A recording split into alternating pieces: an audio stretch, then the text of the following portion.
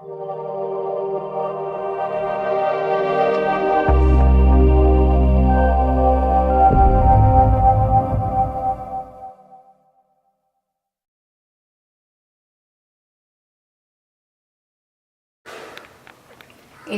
மாம்பழ ஜாம் எப்படி செய்யலான்னு பார்ப்போம். அதுக்கு நான் இந்த பங்கனப்பள்ளி மாம்பழம் ஒன்று நல்ல பழுத்ததாக எடுத்து கட் பண்ணி வச்சுருக்கேன்.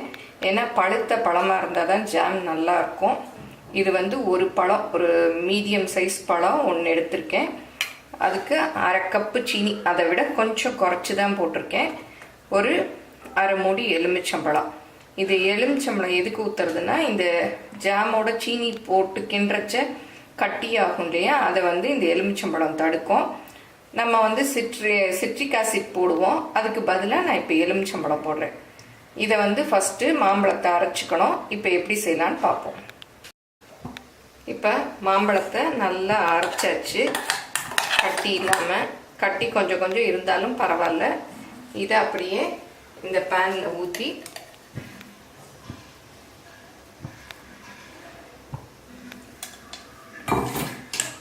அதோட நம்ம வச்சிருக்கோம் இல்லையா சீனி, இதையும் போட்டுட்டு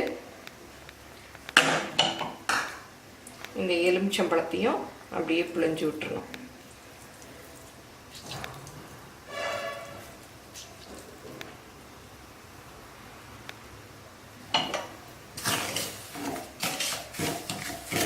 இது சீனி கரைஞ்சி அப்படியே நல்லா வேகணும்.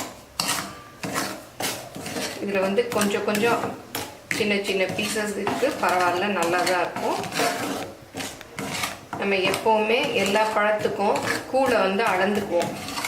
பழக்கூழ் எவ்வளோ இருக்கோ அந்த அளவு சீனி போடுவோம். இது மாம்பழம் வந்து ரொம்ப இனிக்கிறதுனால இது வந்து 1 கப்பு இருந்ததுன்னா நம்ம வந்து 3/4 கப்பு அந்த பழத்தோட இனிப்பை பொறுத்து போடணும். ஏன்னா சரிக்கு சரி போட்டால் ரொம்ப இனிக்கும். இப்போ இப்படியே கரைஞ்சி நல்லா வேக விடணும். இது வந்து ஒட்டாமல் ஜாம் பதம் வர்றச்ச இறக்கணும். ஜாம் 3/4 பதம் வெந்துருச்சு. இன்னும் கொஞ்ச நேரம் இருக்கணும்.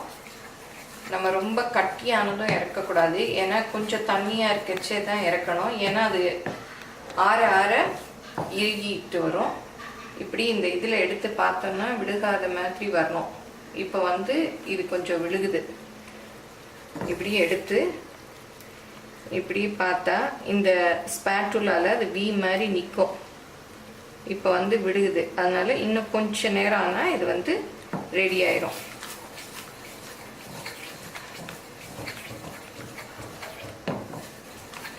இதில் நம்ம வந்து எந்த ப்ரிசர்வேட்டிவும் சேர்க்கலை. இதை வந்து அப்படியே ஃப்ரிட்ஜில் வச்சு நம்ம ஒரு 2 மாதம் வரைக்கும் யூஸ் பண்ணிக்கலாம். இதில் நல்லா இருக்கும். பிரெட்டுக்கு வச்சு சாப்பிட்டுக்கலாம், தோசை, சப்பாத்தி, எதுக்கு வேணாலும் வச்சுக்கலாம். இப்போ வந்து மாம்பழ சீசன் முடிய போகுது. அதனால் இப்போ நல்ல பழமாக இனிப்பாக வருது. எல்லாரும் வாங்கி இதை வந்து செஞ்சு பாருங்கள்.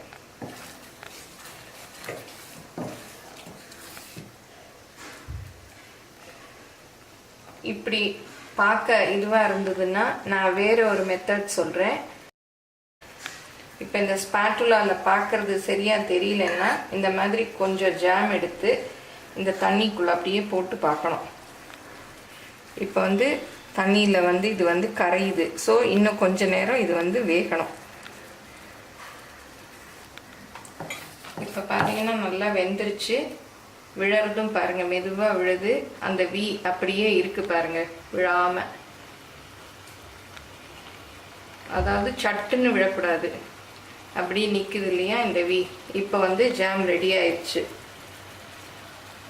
இது எவ்வளோ நேரம் விழாமல் இருக்குது. இப்போ வந்து அடுப்பை ஆஃப் பண்ணிடணும்.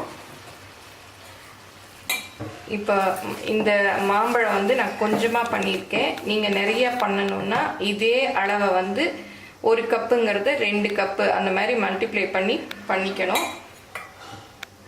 இப்போ இப்படியும் பண்ணி காமிக்கிறேன்.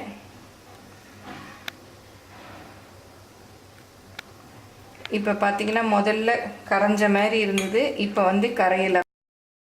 நம்ம அமர்த்தரைச்ச வந்து இந்த ஜாம் தண்ணியாக தான் இருக்கும். அப்புறம் ஆற ஆற இறுகிடும். இதை வந்து ஒரு சுத்தமான காய வச்ச கிளாஸ் பாட்டிலில் ஊற்றி அதை டக்குன்னு மூடிடாதீங்க. அது நல்லா ஆறின பிறகு மூடி அதை வந்து வெளியிலே ஒரு வாரம் நல்லாயிருக்கும். அப்புறம் ஃப்ரிட்ஜில் வச்சு அது தீர்ற வரைக்கும் யூஸ் பண்ணுங்கள். இது எல்லாரும் கண்டிப்பாக செஞ்சு பாருங்கள். உங்களோட கமெண்ட்ஸை எங்களோட ஷேர் பண்ணுங்கள். இது இப்படியே நல்லா நான் சுத்தம் பண்ணி ஒரு பாட்டில் வச்சுருக்கேன். அதில் இந்த மாதிரி இருக்கிற ஸ்டேஜில் தான் ஊற்றணும். ஏன்னா கட்டியானதும் ஊற்றினோன்னா அது வந்து அப்படியே கட்டி கட்டியாக இருக்கும். அதுக்குள்ளே ஏர் போயிட்டு ஜாம் சீக்கிரம் கெட்டு போயிடும். இந்த மாதிரி தண்ணியாக இருக்கிறச்ச ஊற்றினோன்னா ஆறின பிறகு அதுவே திக்காயிடும். இந்த மாதிரி இருக்கிறச்ச தான் நம்ம எடுக்கணும். அப்போ தான் வந்து ப்ரெட்டில் நல்லா ஸ்ப்ரெட் பண்ண வரும்.